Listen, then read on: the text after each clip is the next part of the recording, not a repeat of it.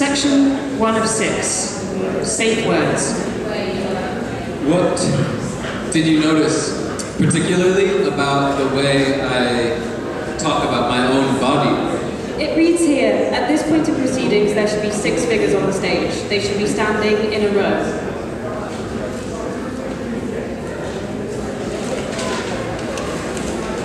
I can confirm that according to this, we are already off to a great start. We're not going to read what's in the brackets. We're not going to read what's in the brackets. A set of brackets around a word creates an echo chamber. Bracket, words within bracket. Like that, like this. Bracket. Like these words. Within bracket. Brackets make a faulty echo chambers for a statement because there's no roof in the enclosure. The words just float right out. There's no roof in the image supplied behind us. We're not going to look at the image supplied behind us. Roof or not? She said ruefully. Certainly there is some kind of floating. The figure at the top, anchored at the feet, going elsewhere. Perhaps one can infer it is a room because of the bed that's there. Perhaps one can infer a room because of the window that's there. Stanza means room. It's a floating figure of speech. Poetry never really said anything. She ruminated. We are not going to talk But about... perhaps poetry could never really say anything on account of the echoes and the roof of the mouth. It says in brackets here that I should clarify. She doesn't really mean that. This is not really exactly the forum for talking about clarification. She doesn't really mean that on account of the lack of the windows in a vault. No surprises there, and fewer jazz hands. We are talking about the window in the image. We are not going to talk about the image on account of the lack of roof. A room does not necessarily mean that there is a roof, and anyway, there's a window in the image left of the figures. The words could get out through there like a gas or some seeping liquid or a bird. A migratory bird that might come back as the year swings round again. Words are cyclical birds that can die on the wing. Mountains are most beautiful when they are inside windows. The word saddle describes a deep emotional state involving nostalgic or profound melancholic longing for an absent something or someone that one loves. The word nostalgia first described a specific medical condition. It was also known as Swiss homesickness because of its frequent occurrence in Swiss mercenaries. In the lowlands of France or Italy, these mercenaries were recorded as pining for their native mountain landscapes. Military physicians hypothesized that the symptoms that were presented might be due to damage in the victim's brain cells and eardrums caused by the constant clanging of caravels in the pastures of Switzerland. Thesis that scripted, bracketed statements made by a committee might operate as faulty echo chambers, where the words repeat back and forth between the mountains and in the valleys will eventually leak out, escape, or decamp. A set of brackets around a word creates an echo chamber. We are not going to read what's in the brackets. We're not going to read what's in the brackets. We are not what's in the brackets. We are the brackets! Are we... I did not come here to talk inexpertly about the mountains. The convention is usually that anything within brackets shouldn't be read out at all. But the words in the brackets are meant just for us, the ones holding the script. As in private. As in private and confidential. As in sweet nothings, etc. A couple in the image look like sweet nothings might be part of a larger problem. I thought we weren't going to talk about the image behind us. It's hard to see, but if you squint or lean closer or buy a blown-up print of the image in the mountain gift shop, one can see that there are two little slipped bracket shapes above the figure at the top. It's not all about me. Words about right over. Conversation and shared defense mechanisms. Conversation as exteriority tennis. My skin must be thicker than I thought, or at least more repulsive. Perhaps she means repellent. Perhaps she means retardant, as in flame retardant. The words just bounce off the skin and get caught in the elsewhere. Words get caught in my ears and in my hair. Words are a sticky business. Heavy like syrup, I weigh my words carefully. It can't be all that heavy when they're all aflutter aware of windows. Windows of opportunity. Words as always coming out in the wash, coming out in the rain. Perhaps the figure at the bottom of the image is about to do an amazing kind of sit-up. Washboard abs in the line of sight of some mountains with a woman hovering over you. We've all been there. I want a word with you. Sticks and stones, etc. Etc. Easily. Easterly. Esoterically and unconventionally. Anything in brackets can be read out. They're never meant for just us. Words are a common ground. The curve of the bracket on the page enacting physically the porch of the ear around the words. The curve of the bracket enacting glyphically the sweep of a slingshot around the words. The curve of the bracket enacting typographically the cup of an extended but as yet unclasped hand around the words. I'm all for reading aloud what's in the brackets. After all, it's not like words have been crossed out, and the curve of the brackets enacts with increasingly irritating, heavy-handed, hand-fist deliberation the figure in the top image, for example, crooked spine, the kink in her shoulder. Kink in her. Kink in the... A discussion of safe words. It's a postcard from men sent by Mars to Venus. Brackets as boomerang postcards. Forever name, return to sender. Swoon songs from migratory swans whose wings bend back like brackets above the mountain ranges. Soothing out salt kink in her shoulder. I assume it's a she who's the long hair. Well, that assumption's for me. You can't tell whether she's coming or going, drifting down to the person or the bed, or springing out of him. If you're not going to directly acknowledge the image, I don't see why she should pay any heed to brackets. But it says here in the brackets that it's not up to us anymore, that it never was. The presumed man on the bed looks like those sculpted figures you find in those old tombs. Opening quotation marks. All the Slipped into the beautiful family. Crypt. Close quotation marks. Oh, give me land. Lots of land under the starry skies above. Don't fence me Let in. me ride through the wide open country that I love. Don't fence me in. Let me be by myself in the evening breeze, listening to the murmur of the cottonwood trees. Send me off forever, but I ask you, please.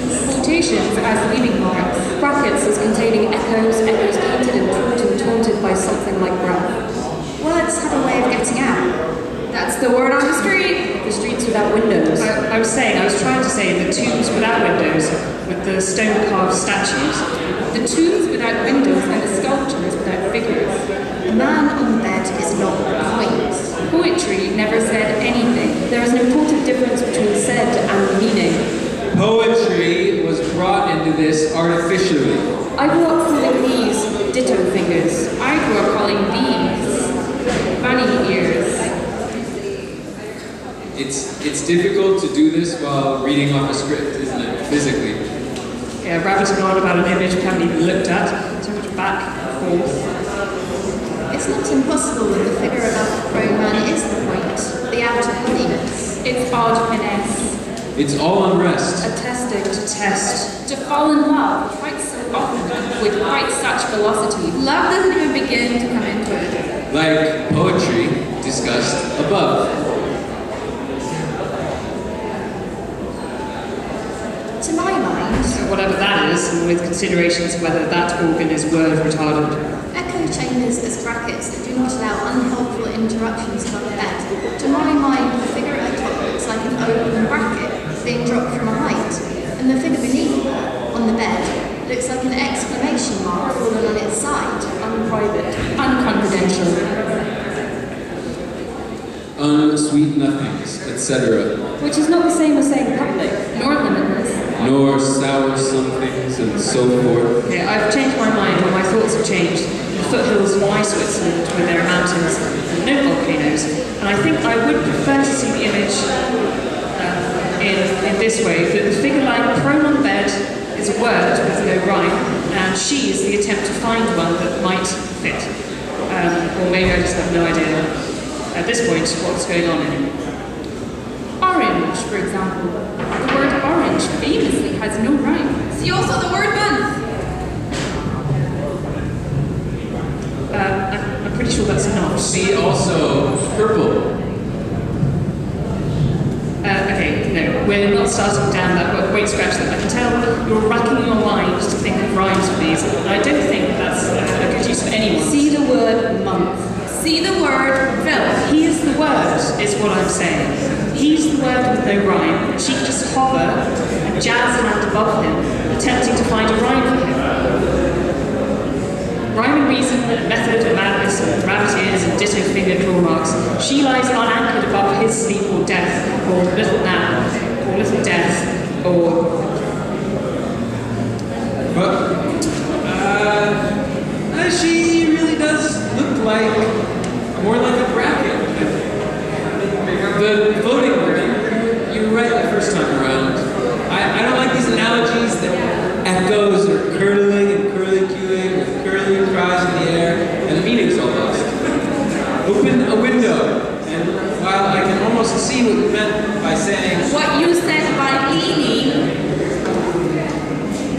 I can fully see what you meant when you meant to say that he looked like an exclamation mark on its side and or a figure in a tube.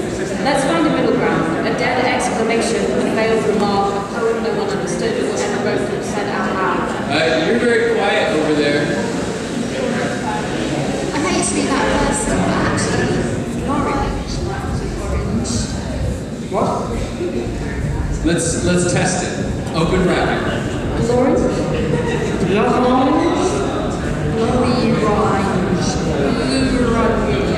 Close bracket. Leak out, escape, or decamp. Orange. It's a hill in Wales. Mountains are most beautiful when inside windows. The distance unfolding between them is the point, between the figures beneath the mountains and the distance between my clay cold lips buried in the tomb with windows and drawn by the etch-a-sketcher with his own private sweet nothing meanings. His hidden meanings we're not even going to understand. The meanings we're getting at like terriers after a rat wounds running across the porches of my ears, golden rats that you can hear but you can't see, their ears pricking up beneath the mountain. Pricking up. The bolt of an ear, the bolt of an ambition. Which leaks itself and falls on the mother in the ether. I would rather edit the body of a text than hover like that. Like the women that I assume is in this image, we're all privately bored and not looking at each other's bodies publicly. Open bracket. Then why don't You close bracket. It says in the script, that is, the words there I read here in the script, that at this point I should ask, do what? Why don't I do what? Open bracket. Try Editing. the text. Close bracket. Will you find a rhyme for me if I lie down like him? Like this?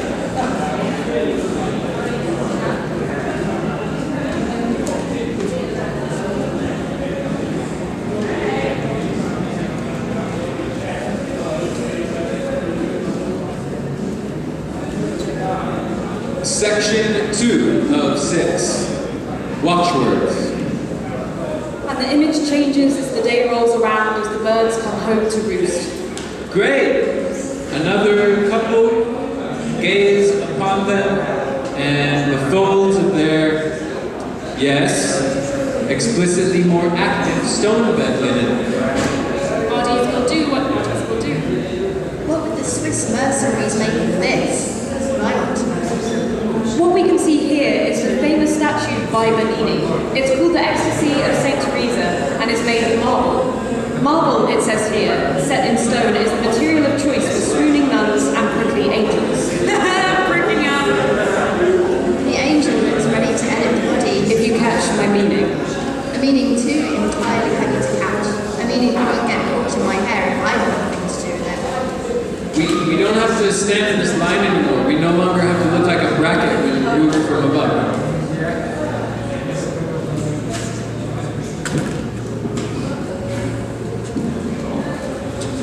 The script includes a quotation by St. Teresa, which I may as well read out. It's from her autobiography, it was written in the mid-16th century. Her experience of religious ecstasy in her encounter with the angel is described as follows. Open quotation marks. I saw in his hand a long spear of gold, and at the iron's point there seemed to be a little fire. He appeared to me to be thrusting it at times into my heart, and to pierce my very entrails. When he drew it out, he seemed to draw them out also, and to leave me all on fire with a great love of God. The pain was so great that it made me moan, and yet so surpassing was the sweetness of this excessive pain that I could not wish to be rid of it. The soul is satisfied now with nothing less than God. The pain is not bodily but spiritual, though the body has its share in it. It is a caressing of love so sweet which now takes place between the soul and God, that I pray God of his goodness to make him experience it, who may think that I am lying. Close quotation marks. St. Teresa is the patron saint of lace makers. She is the patron saint of headaches. She is the patron saint of chess. She is a patron saint who is clearly up for a good time. Hers is, and I quote, a devotion of ecstasy or rapture, a passive state in which the feeling of being in the body disappears, sense activity ceases, memory and imagination are also absorbed in God or intoxicated by it. Body and spirit are at once in the throes of a sweet, happy pain, alternating between a fearful fiery glow, a complete impotence and unconsciousness, and a spell of strangulation, sometimes by such an ecstatic flight that the body is literally lifted into space. Open bracket. Citation needed. Close bracket. This devotion of rapture after half an hour is followed by a reactionary relaxation of a few hours in a swoon-like weakness, attended by a negation of all the faculties in the union with God. The subject may awaken from this in tears. It is the climax of mystical experience producing a trance. Indeed, Saint Teresa was said to have been observed levitating during Mass on more than one occasion. Open bracket. Awkward. Close bracket. Rapture, noun. Act of carrying off from medieval Latin, raptura, seizure, rape, kidnapping. From Latin, raptus, a carrying off, abduction, snatching away, rape. Earliest attested use in English is of women and in 17th century.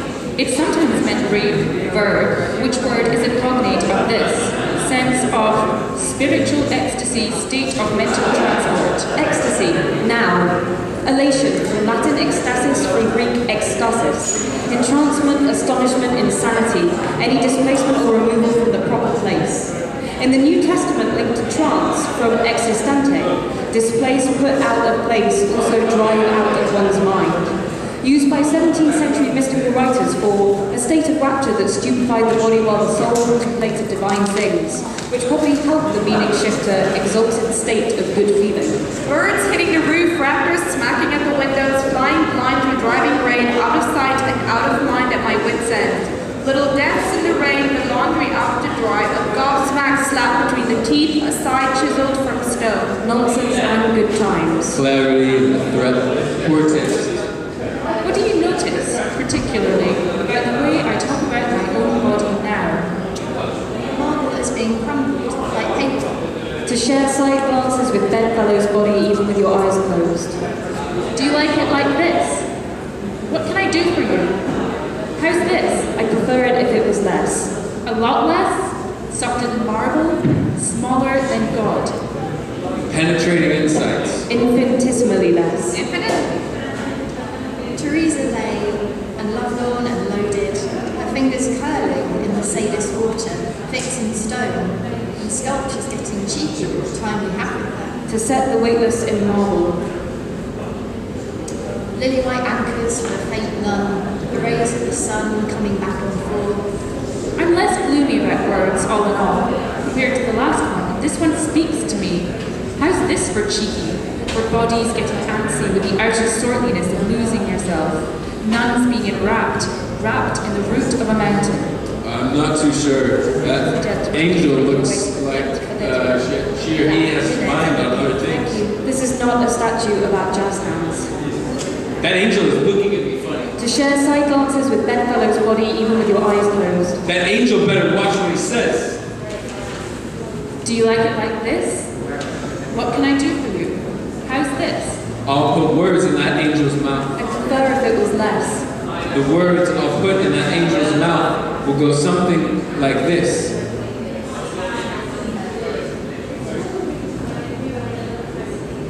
Bitch, rip my clothes off. Let's move mountains and move on. Section 3 of 6, wise words. Finally, no more couples. What do you notice Now. about the way I talk about my own body? I had a hunch you'd ask that. Right back at you. Hunched back and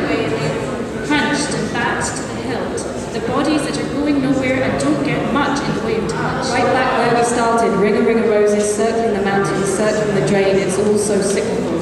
So cynical. Anyway, now that we're here, let me rephrase that. Then there were three. This image feels a little flat after all that excitement. My body has never felt like scaffolding. My body gets lighter every time I sigh. When I am bored, I topple. We could go toplessly to the sea, in the sight of the mountains, lost for words, lost at sea, all at sea for want of looking at the slope and strength of our board bodies. Give me land, lots of land in the country that I love. Yes, I'll be slipped into the beautiful family crypt. In Brazil, the slang word for a meringue is suspiro, which means sigh. Mark my words. I'll make you eat my words. A dish-sized mountaintop color. It says here that the four of us still able to move our bodies, so we may as well talk about eating. Antipasti of size aside, we make forks of our tongues and knives of heels. A toast! Our bodies can't be stepped over or used as hat stands. What was that game we played in school where we had to freeze once we heard someone's eye line? Not Dr. Time, Mr. Wolf. Was it Grandmother's footsteps? In the beginning was the Word, and the Word made flesh, and the flesh dropped the ball a bit and made its own words, and good Lord, there's no end to all this, is there?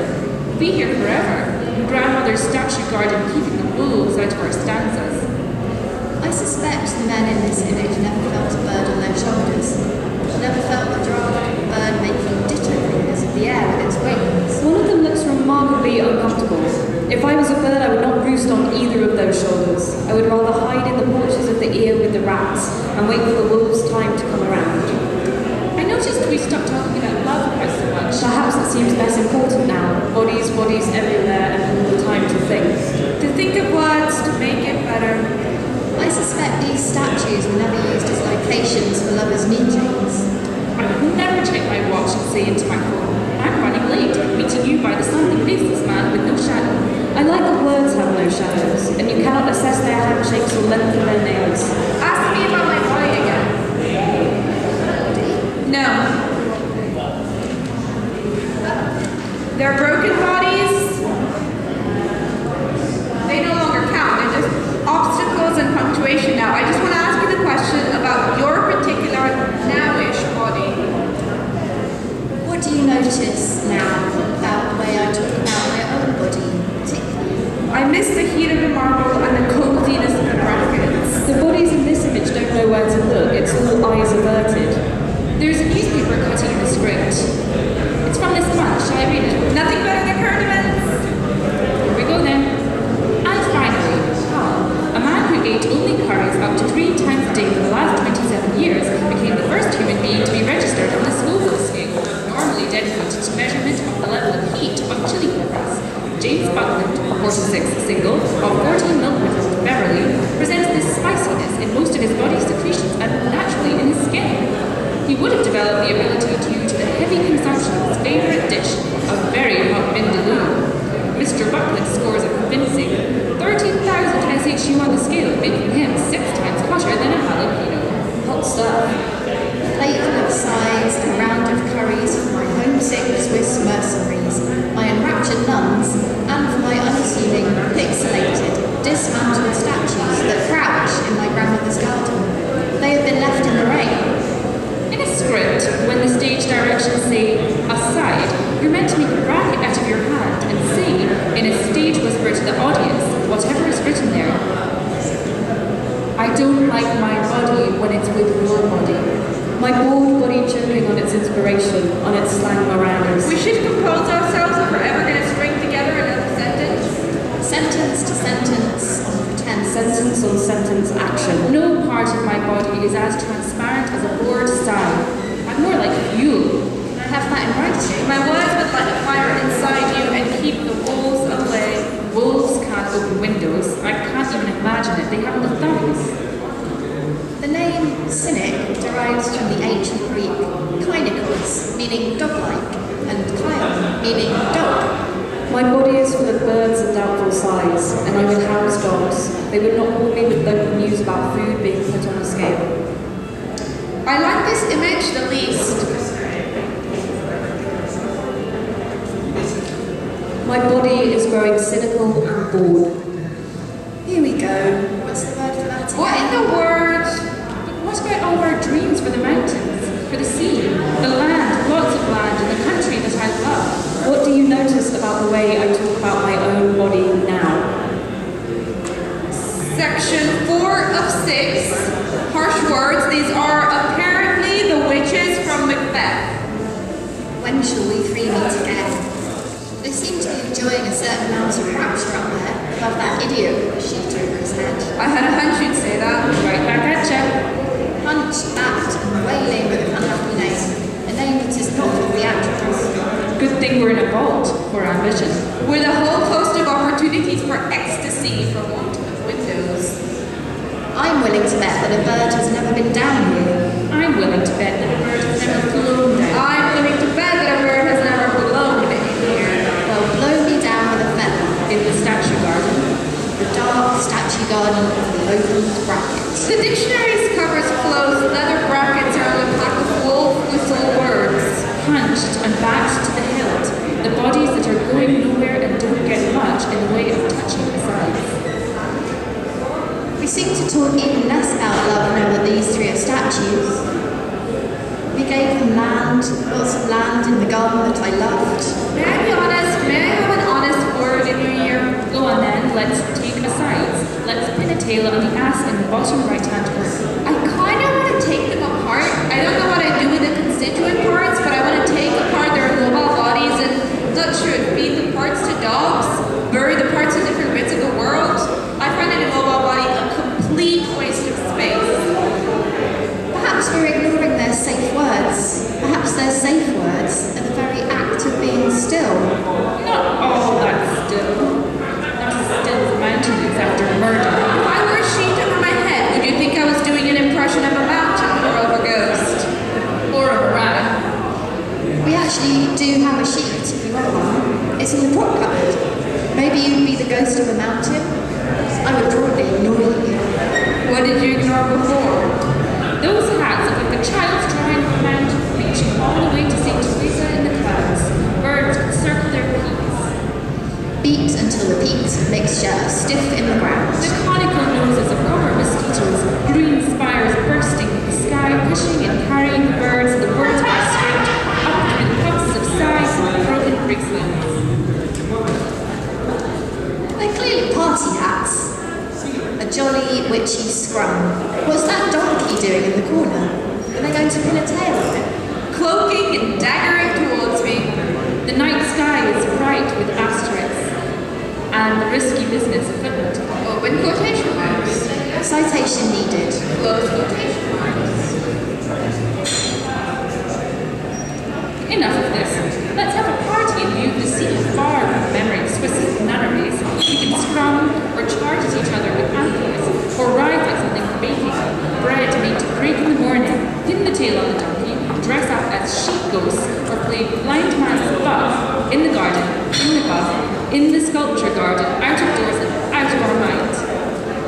The best part of cooking is licking out the bowl, nuzzling the dome of the inverted sky, free of its plaggy parts of clouds. What do you notice particularly about the way I talk about my own body now? Oh, Jesus, not you too.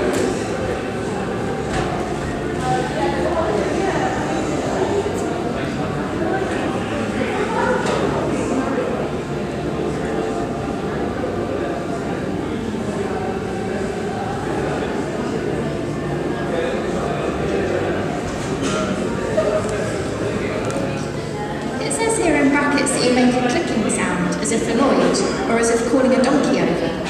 Okay then, I can see where this is going. Shall we go to the next image?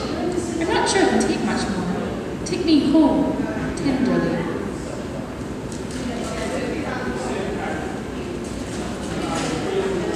Section 5 of 6. Sorry seems to be the hardest word, words. Bodies in a windowless room seem to fare pretty badly. Open your eyes and get that thing off your chest. Forever designing rooms and stanzas so that I can just get things off my chest. Not rapturously or under immense pressure or with nostalgia for anything. I just think I'd sink like an anchor if I didn't have some release. Have you noticed there's another donkey in this picture? It's a horse, isn't it? Same difference. They're spelt very differently. It's hard to tell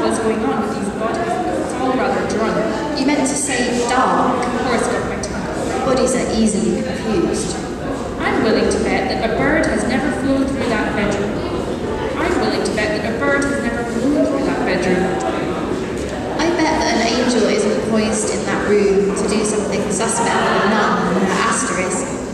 It was the angel with the asterisk in the statue garden. The dark statue garden of the open bracket. The dictionary's covers close. Leather brackets around a pack of puzzle words. I had a hunch you'd say that. Open bracket. Close bracket. Let me get comfortable. Can you help me? I wasn't sure if we were allowed to touch each other. Let's pretend, for the sake of argument, that that's what bodies were made for.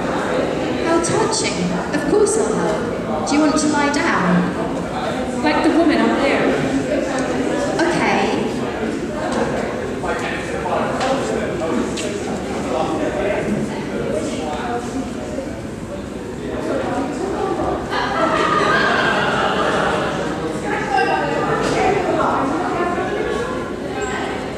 Is that close enough?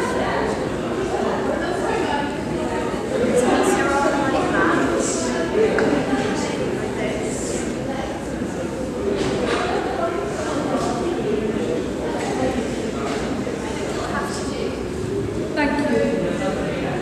Certainly you'd pass in the dark. It says here in the script that this is not a problem. Closed bracket. Is there anything else I can do for you? I just want to know that you'll be alright with the last image. I'm sure it won't be a problem. What do you notice, particularly, about the way I talk about my own body now? I'll miss it.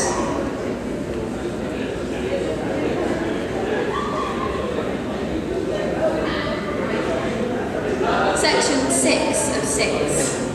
Parting words.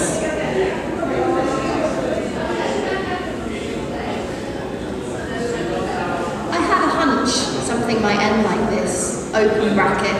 Hunched and backing the wrong horse or donkey. And back to where I started with cycles and cynicism and lost bodies. Words last longer than bodies but are lost more easily. Even those planned last words we're keeping ready for the last breath. Words are not often broken up like bodies, even those bodies that fall not unsoftly, nowhere near a garden, in a street, say.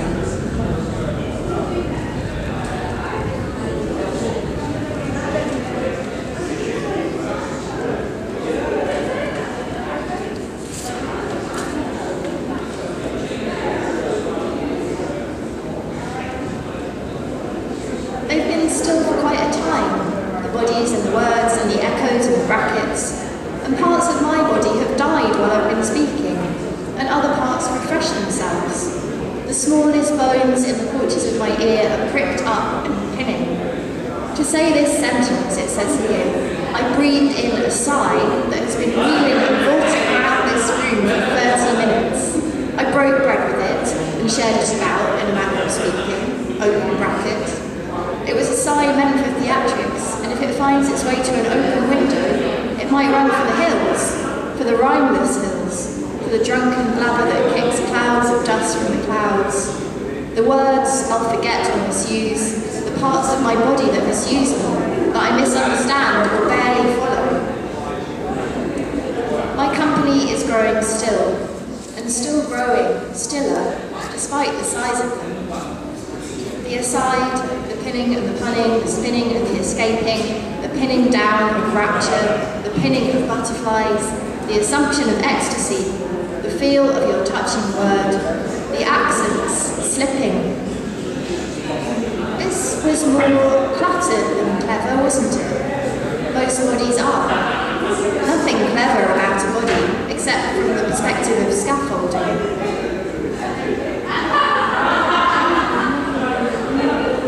Each letter in my mouth is found like a tooth beneath the pillow at a party, a pillowcase made out of stone, a leading word and a leaden pillow. When will we three words meet again? Out of it, completely out of it, man. Out of sight and out of my wits' endless mountain trek to close the dictionary. With a whole host of opportunities taken, like postcards or snapshots, open bracket, like a window opening, like me falling or rising, like bread in a fresh garden, like a bedsheet, like an angel, heavy with words and full of body.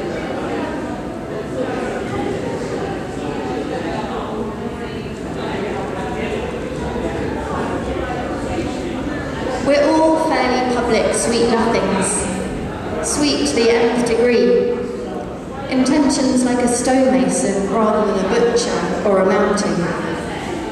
Yes, I'll be slipped. No subtext really, was there? Digression, sure, but in its lack of clarity it was obvious. Explicit bodies of work, a body finding itself, and finding words that will fit in the porches. A body that can find the comfortable words that will fit. Give me words, lots of words, in a body that I love. Give me bodies. Give me 6 bodies, arranged inexpertly. What can you say, particularly, about the way I talk about my own body? Open bracket. Other than telling the truth, or a lie, or something far more fun between them, and lie like an open bracket. With the word ambitious, on the street.